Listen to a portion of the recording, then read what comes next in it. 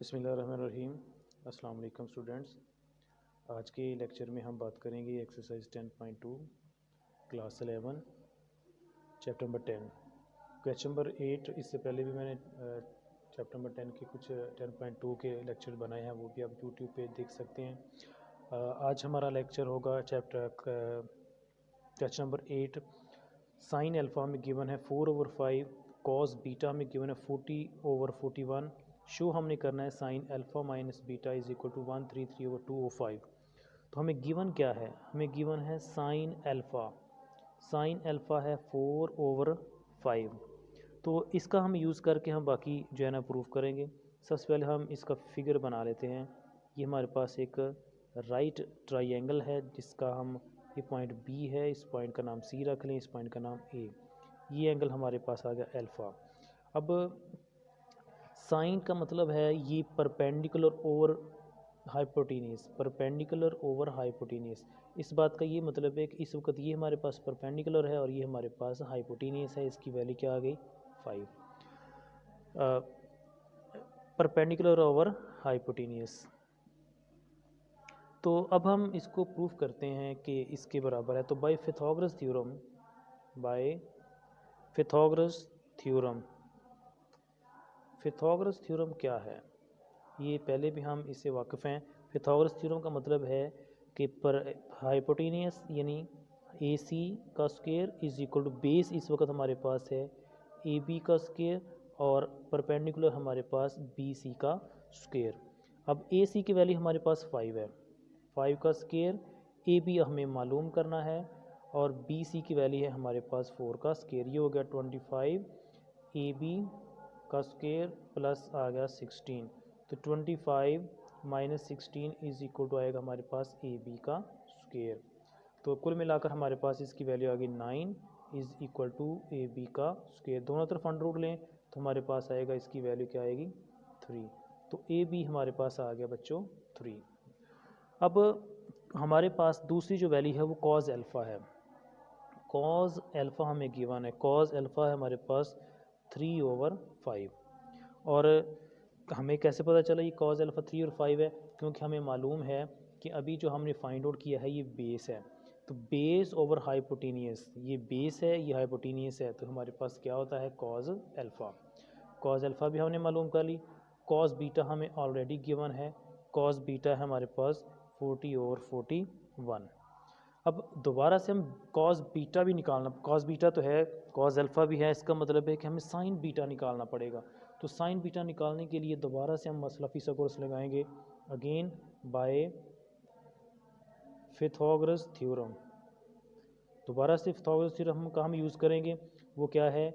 हमारे पास A C का square is equal to A B का स्क्वायर प्लस बी सी का स्क्वायर।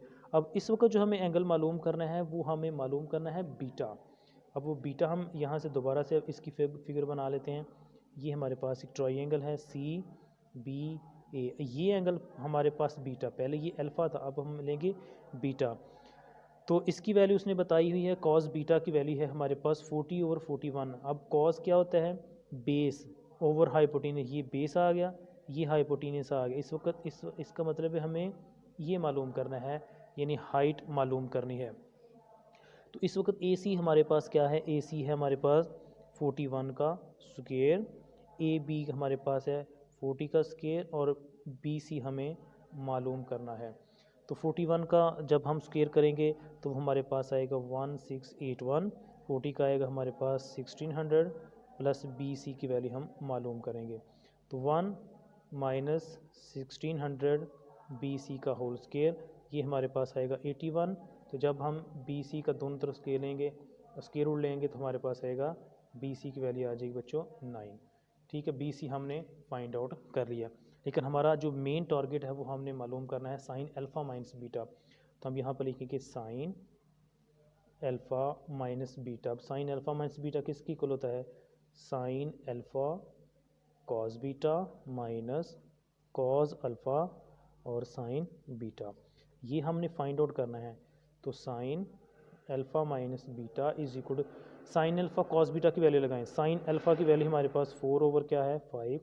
कॉस बीटा हमें दिया हुआ है 40 और 41 माइनस कॉस अल्फ़ा की वैल्यू हमारे पास 3 और 5 और साइन बीटा की हमारे पास जो वैल्यू है साइन बीटा की वैल्यू हमारे पास है 9/41। ठीक है, यानी साइन बीटा हमने निकाला था। साइन बीटा क्या है? साइन बीटा हमारे पास है परपेंडिकुलर और बेस, तो परपेंडिकुलर 9 है, बेस क्या है हमारे पास, पर हाइपोटेनस क्या है 41। तब ये वैल्यू हमने लगा ली। तो इन ऊपर वाले को ऊपर मल्टीप्लाई करें, नीचे वाले को नीचे मल्टीप्लाई करें, इन दोनों को मल्टीप्लाई करेंगे तो 160 और नीचे आ जाएगा हमारे पास 205 27/205। अब इसका हम लेंगे एलसीएम। एलसीएम इसका हमारे पास आएगा बच्चों 205, हमारे पास आ गया इसका एलसीएम।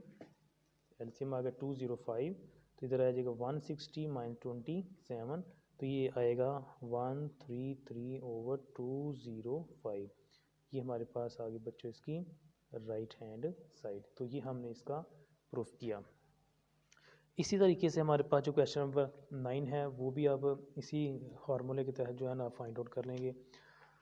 नेक्स्ट मैं इसका एक इम्पॉर्टेंट क्वेश्चन नंबर 11 है उस पर बात करता हूँ। क्वेश्चन नंबर 11 उस पर बात करते हैं। क्वेश्चन नंबर 11, प्रूव दैट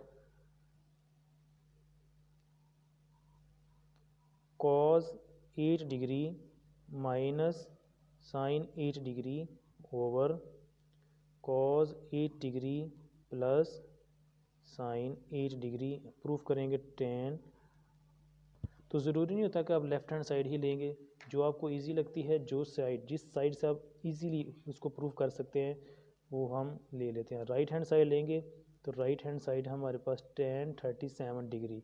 तो tan को हम ऐसे इसको दो एंगल में कन्वर्ट करते हैं, हम इसको 45 डिग्री और 8 डिग्री लिख सकते हैं क्योंकि 37 बन जाएगा। अब दो एंगल बन गए, इस वक्त ये हमारे पास अल्फा हो गया, ये हमारे पास क्या हो गया बीटा। तो इस पर फार्मूला लगाएं। tan का फार्मूला क्या होता है, tan alpha minus tan beta over 1। अगर यहाँ नेगेटिव है तो इधर हो जाएगा पॉजिटिव, tan अल्फ़ा और tan बीटा। tan 45 1 होता है, 1 माइनस tan को हम लिख सकते हैं क्योंकि हमने साइन और कॉस में कन्वर्ट करना है, तो साइन ओवर कॉस मैंने इसको लिख दिया ओवर 1 प्लस ये tan 45 भी किसकी इक्वल होगा 1, तो यहाँ सिर्फ tan बचेगा, तो tan को मैं लिख सकता हूँ sine 8 over cos 8 degree. Next ऊपर वाले कैल्शियम लेंगे। ऊपर वाले कैल्शियम हमारे पास आ जाएगा cos 8, तो इधर हमारे पास आएगा cos 8 माइनस साइन 8 डिग्री, ये मेन फ्रैक्शन है उसकी। नीचे क्या आ गया एलसीएम 8 डिग्री, यहाँ पर आएगा cos 8 degree plus sine 8 degree, ये cos 8 इसके साथ कैंसिल, तो ऊपर हमारे पास क्या बचा cos 8 minus sine 8 over cos 8 plus sine 8। ये हमारे पास आ गई बच्चों इसकी लेफ़्ट हैंड साइड। इसको भी मैंने प्रूफ किया। तो ये एक अच्छा क्वेश्चन था, इसको आपने ज़रूर जो है ना वो ट्राई करना है। इसी तरीके से आप बाकी इनकी रेशो जो है ना वो फाइंड आउट कर सकते हैं। तो ये था हमारा आज का लेक्चर। अगले लेक्चर पे हम दोबारा बात करेंगे। अल्लाह हाफिज़।